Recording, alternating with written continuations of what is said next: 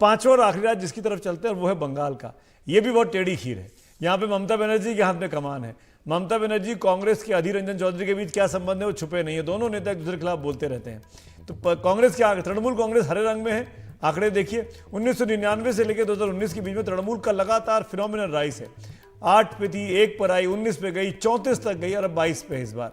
और कांग्रेस की अगर बात की जाए तो कांग्रेस के को नुकसान पहुंचाकर तृणमूल कांग्रेस को यह फायदा पहुंचा, क्योंकि कांग्रेस से टूट के तृणमूल बनी थी। 99 में 3 सीट थी कांग्रेस की और 2019 में 2 सीटें हैं।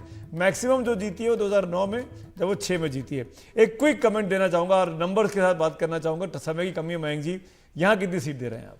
यहाँ अधीर 42 है। अधीर रंजन साहब का सुनने थे क्या कि हमको 5 से कम नहीं चाहिए। हाँ। लेकिन किसी भी हालत में किसी भी डेटा पॉइंट को देखें तो वो 5 का क्लेम बनता नहीं है। अच्छा, मैक्सिमम 2 से 4।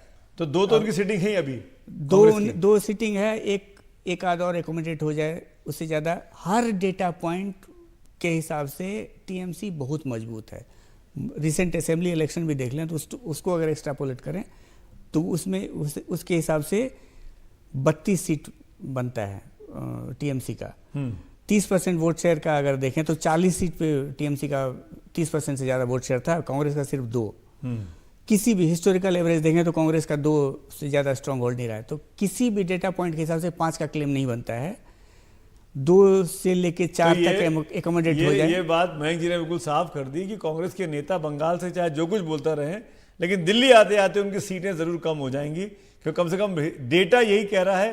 वो जो अंदर खाने की केमिस्ट्री की बातें निकल कर आती हैं वो भी यही, मैथ्स भी यही कह रहा है, केमिस्ट्री भी यही कह रही है। बहुत इंटरेस्टिंग बातचीत रही। शुक्रिया मयंक जी इस चीज़ों को समझाने के लिए। और मैं ये ज़रूर कहना चाहूँगा आखिर में, इसीलिए हमने कहा कि ये इंडिया अलायंस की सीट शेयरिंग का मामला इतना आसान नहीं जितना लग रहा है, क्योंकि अभी एक एक सीटों हमने मोटी मोटी तस्वीर रखी है। जब सीट पर बात होगी तब और बातचीत फंसेगी कि मैं सीट पर लड़ना चाहता हूँ, नहीं वो सीट तो हमारी थी, वहाँ तो मेरा बड़ा नेता है। वो दिक्कतें भी आगे जाकर आएंगी। इसीलिए लगता है कि ये सीट शेयरिंग की कहानी जो 8 महीने की देरी से शुरू हुई, उसको खत्म होते होते कहीं 10 महीने ना लग जाए। इसका हमको इंतजार करना चाहिए।